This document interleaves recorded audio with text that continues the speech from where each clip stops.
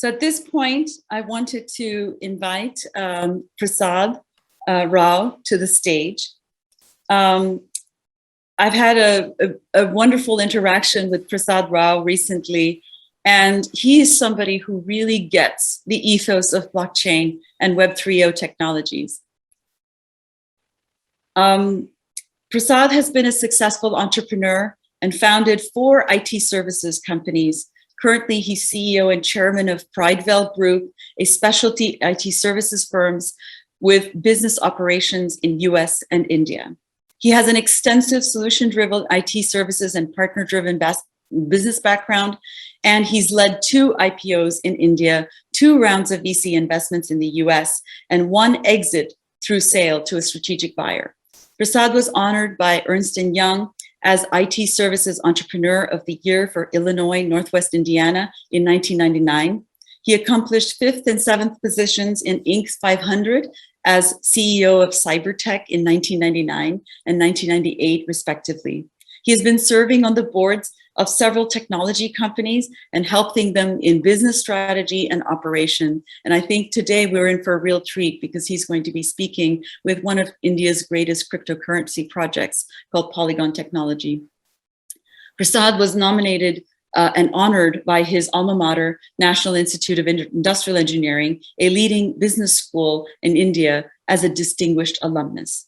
He's an angel investor, passionate about mentoring budding entrepreneurs and empowering younger generations with entrepreneurial skills. A Thai Silicon Valley charter member and a member of the Thai Silicon Valley Angels Screening Committee, he is very active in our Thai network, and we couldn't be more proud to have him as a part of our community. As I mentioned, he's a blockchain enthusiast, currently leading Web 3.0 technologies, a Pridevale Group entity developing Web3 technology solutions and decentralized applications, or dApps, for its customers. Particularly focused on building decentralized applications on Polygon, Layer 2 Ethereum scaling network, contributing to Polygon's vision of being a leading platform for scalable and secure decentralized applications. These are some of the current endeavors that he's most actively involved in. We're really proud to have you here, Prasad, today. I would like to invite you to the stage, and the floor is yours. Thank you, Radhika, for that powerful and very kind words that you talked about me. And I have a much better surprise for all of you here. And I have Sandeep with me. Sandeep, it's great pleasure and honor to have you here with us today. Our Thai Silicon Valley Executive Committee is so excited to see you here because you are the sensation of the blockchain world today.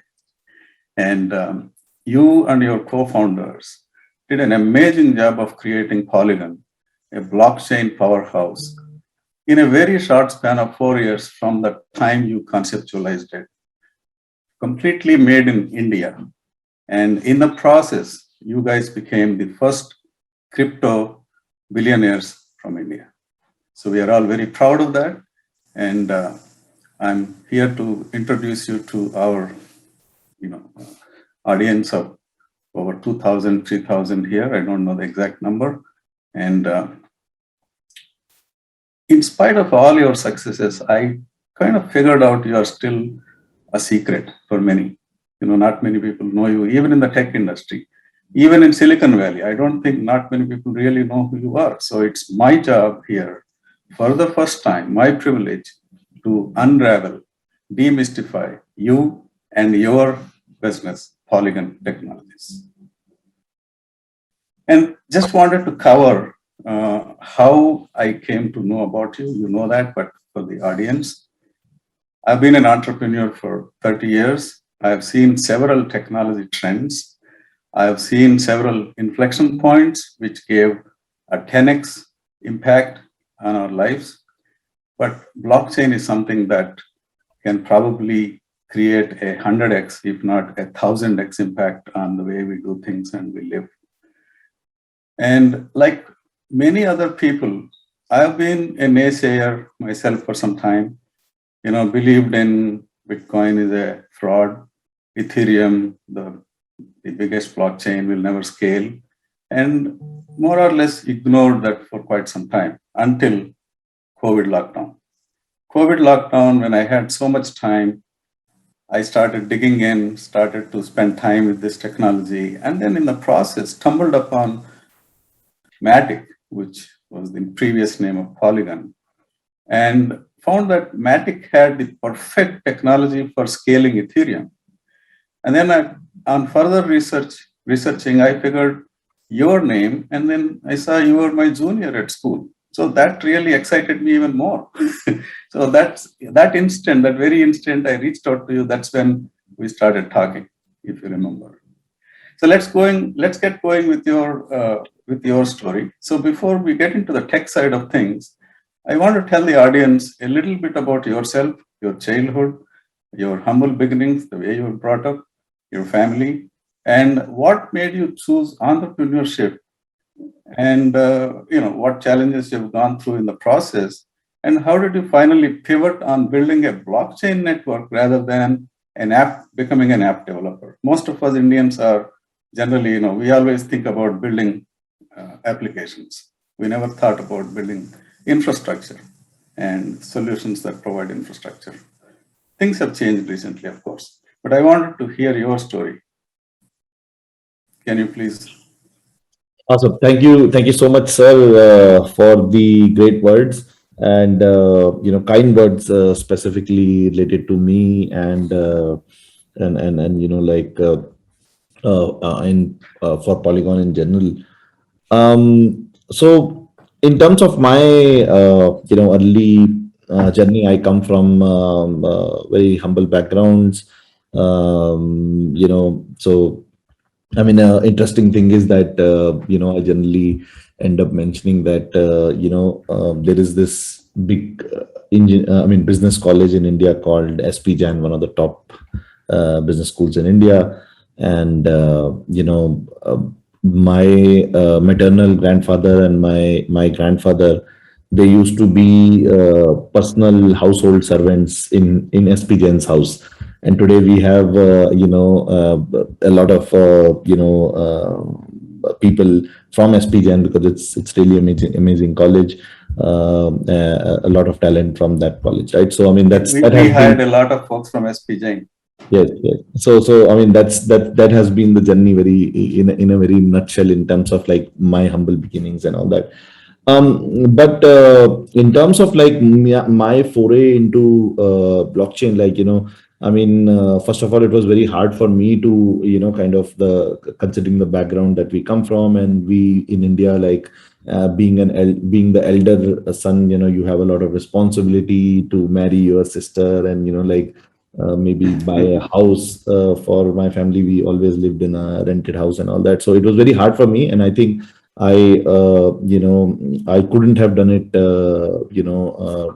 without my now my wife, but that time my girlfriend, who kind of promoted me and said that you should go out and do this, because your heart lies in business. Because I used to try my hand at a lot of part-time things, and the moment she said that you go out, like we don't need a house and all that, just go out and take your risks and do it, like within 2 weeks I was, technically I put my papers in my previous, job, which, although give me a lot of, actual experience in running a business. I was lucky to crack a very senior role for Wellspun e-commerce, which is one of the, the biggest textile company in the world. They were starting their e-commerce company.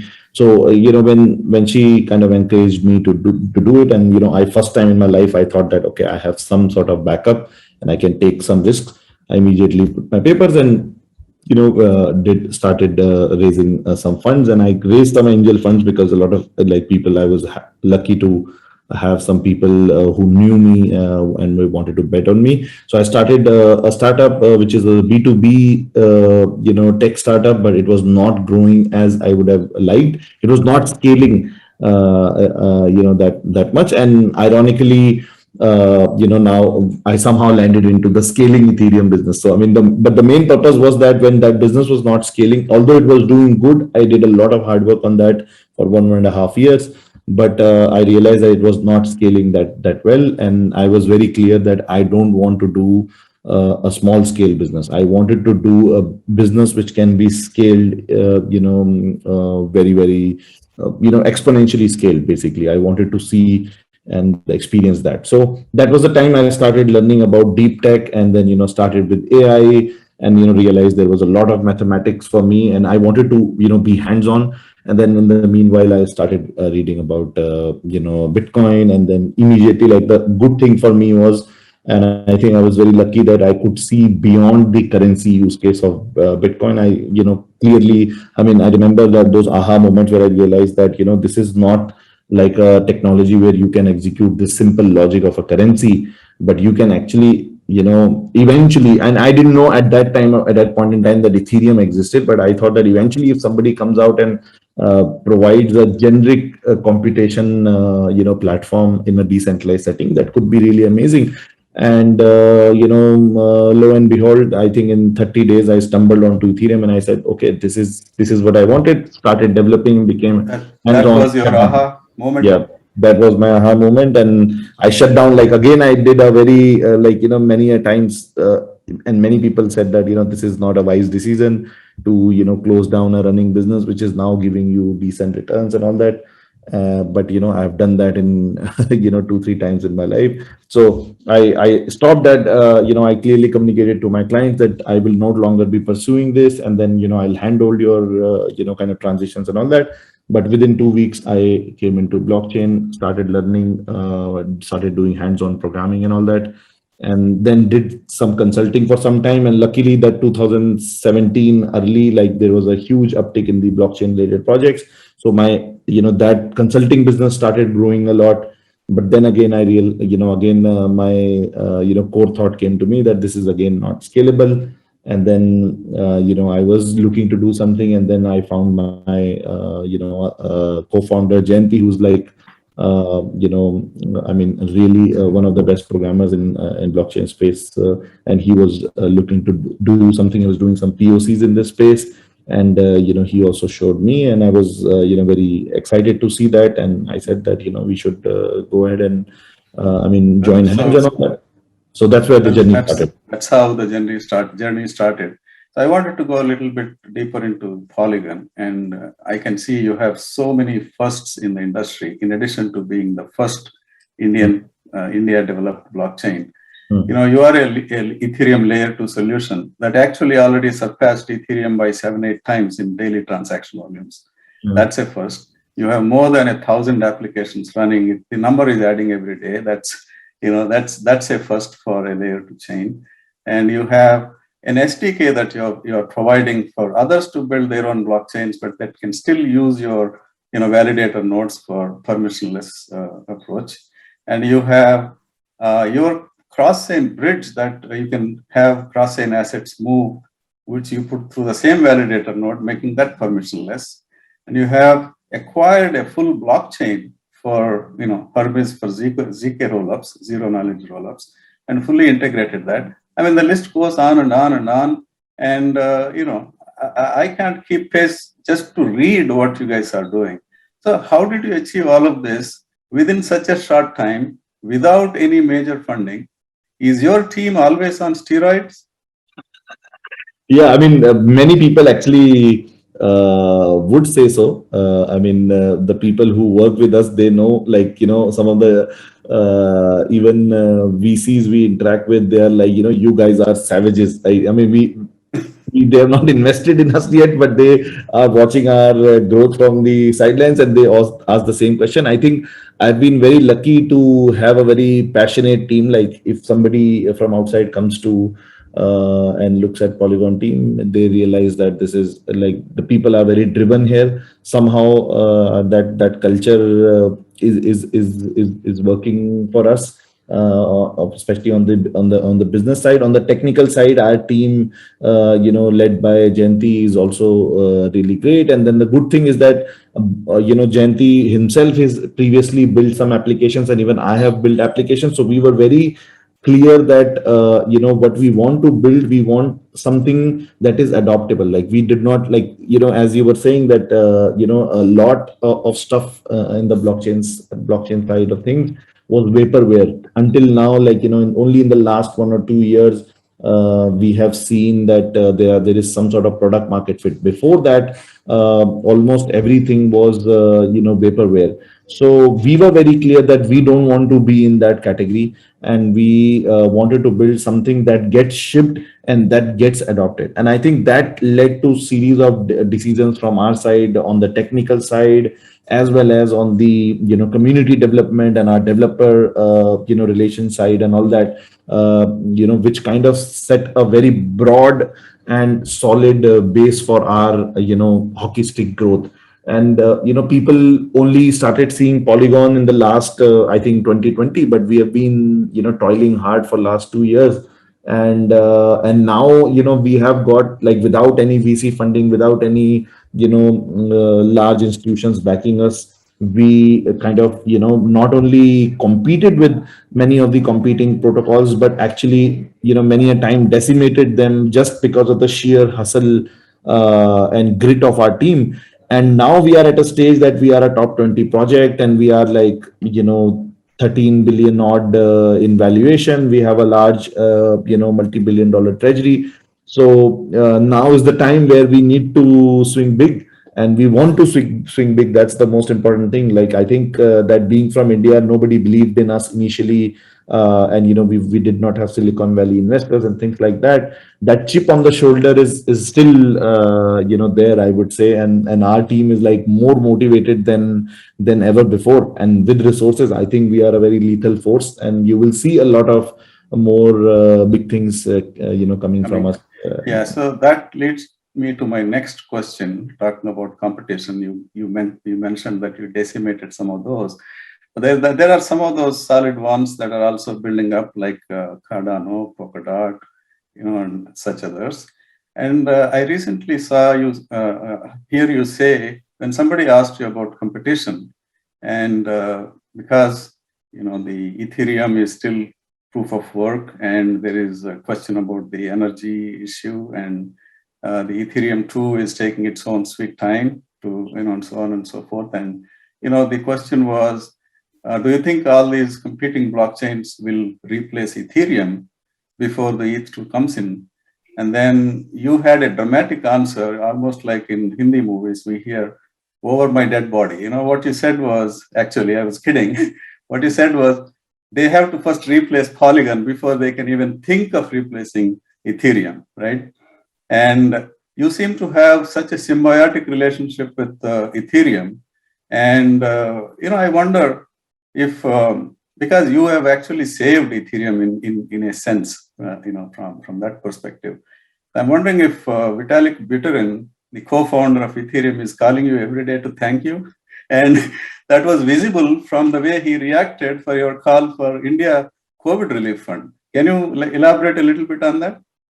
Yeah, I mean, we started with plasma technology, which initially, when we started with plasma, it kind of, lost its sheen for, after some time. And then, that's why we initially did not get a lot of support from Vitalik. But, now, as you said, many believe in the industry that, during the, DeFi summer and then the NFT summer, this year, if Polygon was not there, a lot of these competitors would have taken out a large share of these users. We not only, saved from users going out of Ethereum, but in fact, whichever users had gone out of Ethereum, we actually brought back. Like, there is actually analytics around that. A lot of users on Polygon are first time users, or like those addresses are first time addresses, and then actually those addresses go back to Ethereum and then interact with Ethereum chain. So definitely, I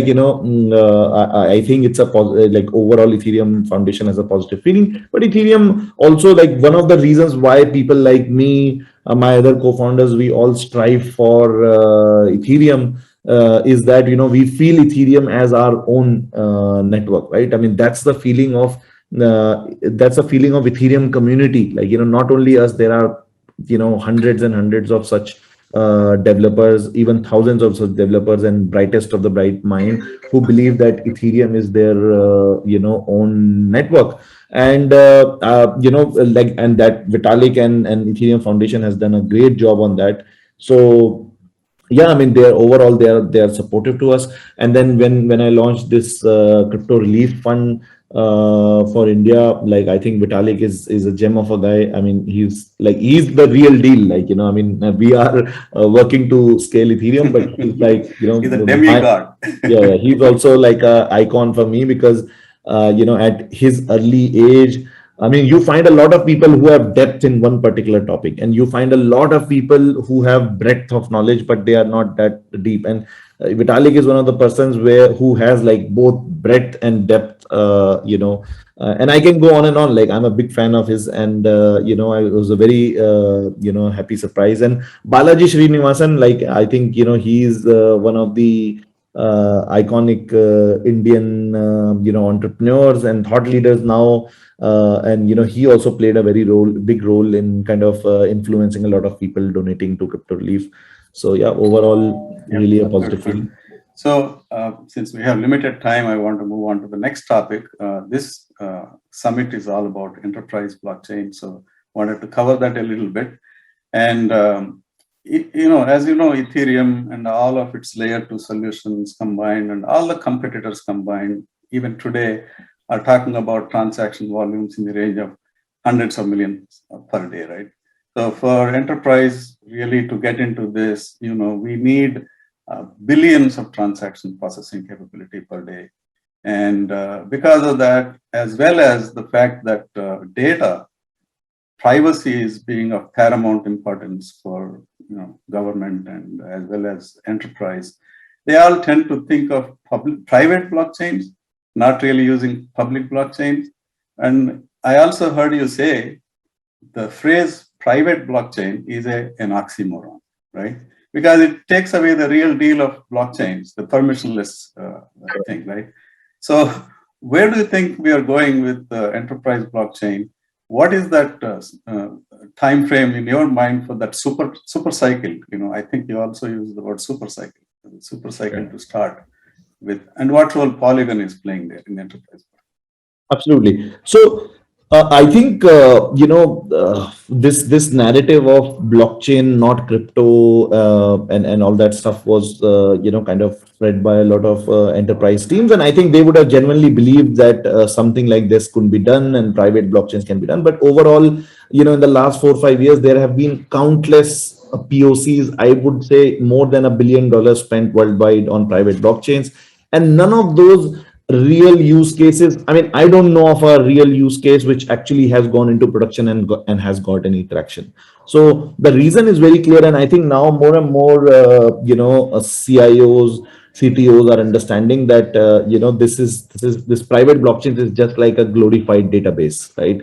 So, and then we already have much better, much efficient databases available to us. So why use something which is like very, very inefficient? So I mean, and then people like Paul Brody from Ernst & Young, and Ernst & Young has played a pioneering role. I hope the history will look back and congratulate them and give kudos to them that they have kind of pioneered this narrative shift also, that and they had this event which said going public in 2020, where they talked about talked about like promoting enterprises that either as an enterprise you don't use blockchain, that's also fine, your technology is going fine. But if you want to use blockchain, and then which will become more and more prominent as the Web3 interfaces with every aspect of our life, if you want to have any positive value out of it, it will have to be something which has interaction with the public mainnet, and it has to be something which has the ethos of blockchain, which is immutability, transparency, and things like that. Now, having said that, enterprises also need privacy. So what EY and Polygon is trying to do is that creating these mainnets and blockchains or layer 2s for Ethereum, which have these capabilities of privacy and immutability and everything, while still ensuring the basic enterprise requirements of privacy and data control. Thanks, Sandeep. So since we are very close to the closing time, I wanted to ask you lastly one key question, which is very, very important for TIE, because TIE is all about promoting entrepreneurship. And we try to help budding entrepreneurs through mentoring, through networking, through angel funding, and all kinds of things. I wanted to ask you what advice you have for these entrepreneurs, tech or no tech, doesn't matter, and in the blockchain domain particularly, and specifically what Polygon can do to help these entrepreneurs in any way through hackathons or whatever.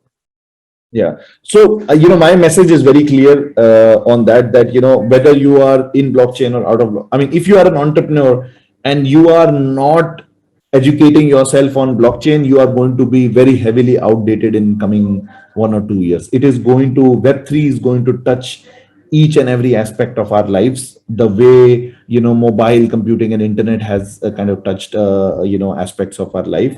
And I would, whether you want to be an entrepreneur or not, I would say that you should start educating yourself about Web3 and blockchains and crypto in particular.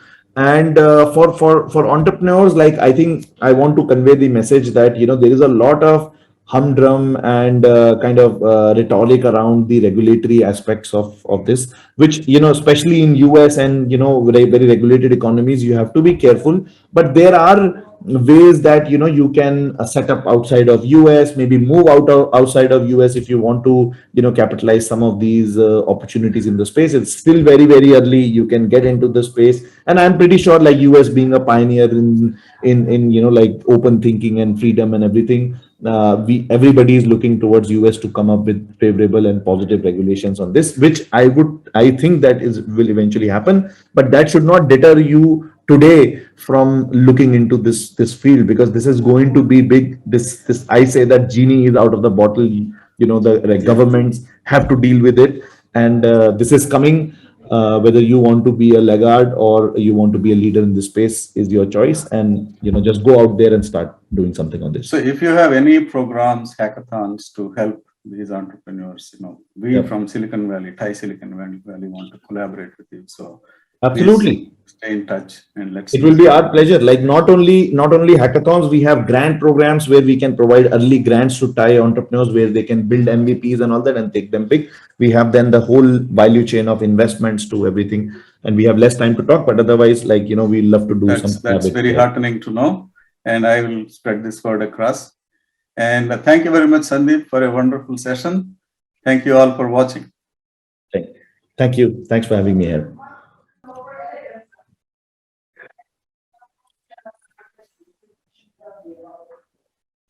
Hi, thanks so much, Prasad, for that great talk with Sandeep. And thanks, Sandeep, for being a part of this Blockchain and AI Summit. We wish you continued success.